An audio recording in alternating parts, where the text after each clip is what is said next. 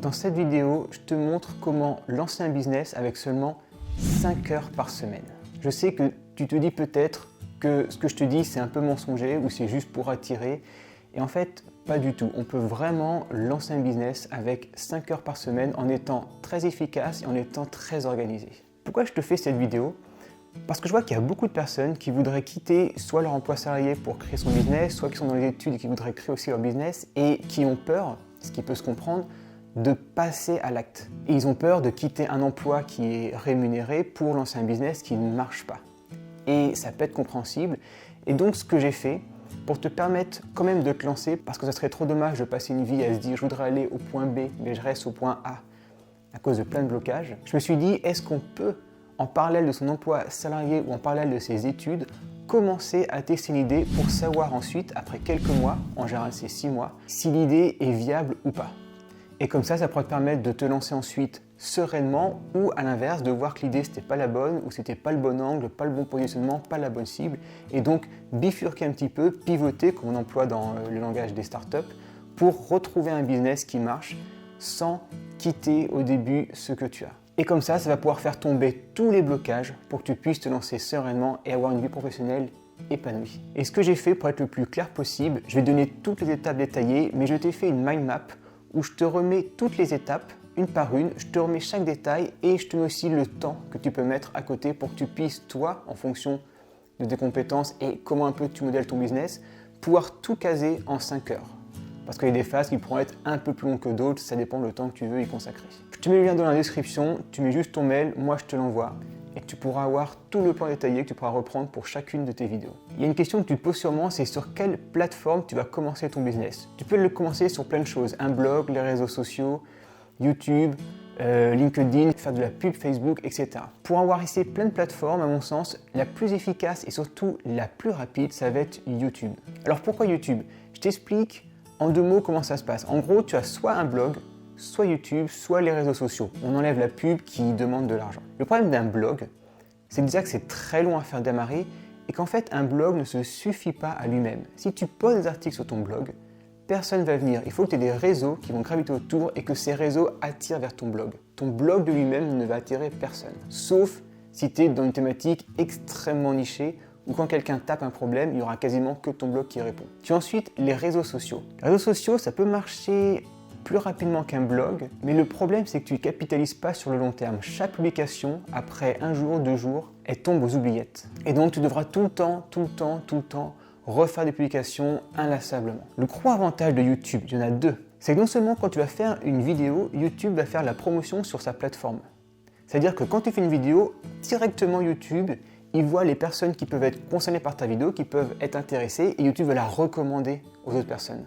Donc même si tu sors de nulle part, tu auras déjà des vues dès le début parce que des personnes verront ta vidéo, ils seront intéressés. Et ça, c'est excellent parce que ça va commencer à mettre en route la machine. Et la deuxième chose, c'est que si tu as une bonne stratégie, tes vidéos, même après 6 mois, 1 an, 2 ans, 3 ans, elles vont continuer à faire des vues. Et chaque vidéo que tu mets en plus va faire quelques vues qui va après te faire une énorme boule de neige avec des centaines de vidéos qui vont toutes marcher en même temps.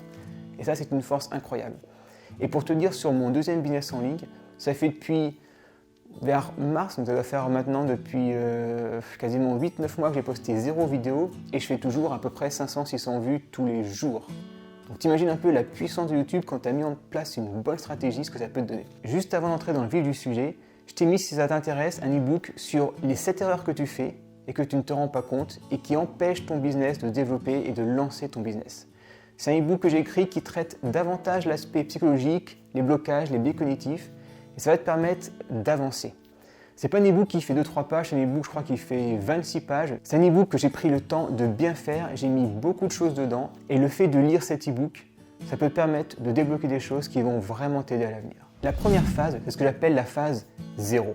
Elle n'est pas comprise dans les 5 heures parce que c'est la phase où tu vas créer et paramétrer ta chaîne YouTube. Donc tu n'auras à le faire qu'une fois. Dans cette phase, qu'est-ce que tu vas devoir faire ? Tu vas déjà devoir te trouver un nom de chaîne. Alors là, pas de panique, tu peux le changer autant que tu veux. Tu as seulement une limite, je crois qu'on peut le changer 2 fois tous les 48 heures, mais tu peux le changer, ça met 2 secondes à changer, c'est instantané, donc trouve un nom de chaîne que tu aimes bien, mais t'inquiète pas si tu n'es pas sûr que ce soit le définitif, tu peux le changer quand tu veux. À l'inverse d'un site internet où là c'est un peu plus compliqué de pouvoir changer son nom de domaine. Ensuite, tu vas devoir créer ta bannière. Ta bannière, je te recommande à 300% Canva. Tu le connais sûrement, c'est un logiciel qui est sur internet, donc tu n'as rien à télécharger, c'est gratuit. Tu peux payer pour avoir des images, plus d'images ou plus de smiley, plus de contenu, mais franchement, avec la version gratuite, tu auras largement tout ce qu'il te faut. C'est extrêmement simple et c'est prévu pour le design. Et si jamais il y a des images que tu ne trouves pas sur Canva, eh bien, tu peux aller sur des sites d'images en ligne gratuites. Par exemple, tu as Pixabay qui est génial, tu as plein d'images de très bonne qualité qui sont gratuites. Et donc tu peux très bien télécharger une image de Pixabay, puis ensuite la mettre en fond sur ta bannière, sur Canva, et ensuite mettre le nom de ta chaîne, ta proposition de valeur, etc.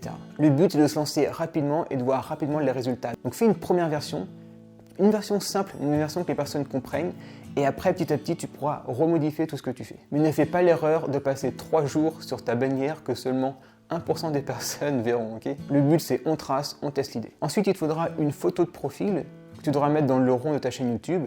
Là encore, mets une photo qui te met assez en valeur, mais il sera toujours temps d'en refaire une plus tard et de la modifier. Puis il te restera la description à écrire. Fais quelque chose de simple mais de clair pour qu'on sache exactement qu'est-ce que propose ta chaîne, ne fais pas un roman. Et ensuite tu vas devoir aller dans les paramètres et il me semble de mémoire que tout par défaut est bien, sauf il faudra que tu mettes ton numéro de téléphone pour avoir des vignettes personnalisées. Et pour cette phase préalable, cette phase 0, c'est bon. Maintenant, les 5 phases. Alors, ce sont les 5 phases que tu feras quand tu seras en rythme de croisière. Bien évidemment, au début, ça mettra plus de temps pour que tu trouves un peu tes marques, tu trouves tes angles de vidéo, etc. Mais après quelques vidéos, tu pourras mettre 5 heures à les faire. La première phase, elle va durer à peu près 1 heure et va avoir 2 choses. Elle va avoir trouvé un sujet de vidéo, un sujet qui intéresse les personnes. Donc tu peux aller sur YouTube, taper ton sujet et voir un peu ce qui a été fait pour t'en inspirer.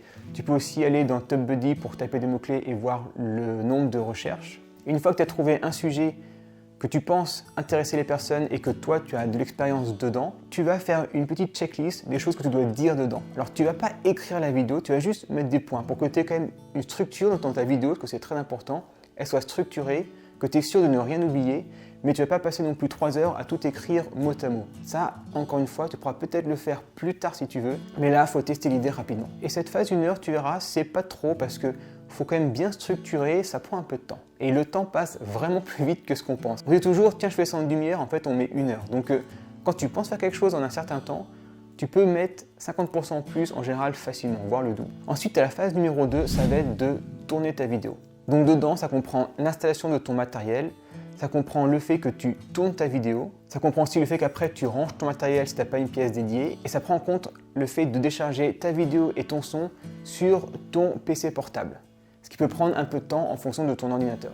Donc tout ça, tu verras, je te le remets dans le mind map étape par étape pour que tu mettes ton temps. On néglige souvent le temps, par exemple, de préparer le matériel. Mais pour mon deuxième business, par exemple, il y avait un peu plus de matériel, je mettais quasiment une demi-heure pour le préparer et l'enlever, ce qui n'est pas négligeable quand tu as 1 heure de temps. Et petite astuce au passage, le plus important dans la vidéo, c'est pas la caméra ou ton téléphone, c'est pas la vidéo, ça va être le son, c'est hyper important, et la lumière. La phase numéro 3, ça va être de monter ta vidéo dans un logiciel de montage.